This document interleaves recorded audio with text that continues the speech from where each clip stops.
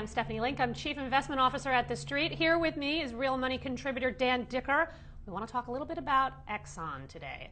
There's a lot of support for this stock, and yet you and I were talking offline, and we both are actual fans of this. Yeah, that's right. I'd like to know I'd like to start with you. I'd like to know why you're starting to get a bad feeling about Exxon, and then I'll try to give you sort of the oil perspective into it. So my big thing is that the stock has held in remarkably well, right, and that it's kind of the safe play in energy. And yet when you dig through the fundamentals, they've got very low production growth. And in fact, last quarter they declined in production growth. They're reducing their buyback. So everyone wants to own it because it's a great buyback program and a dividend play. Well, they're reducing their buyback program from $5 billion in the first quarter to $3 billion by the third quarter.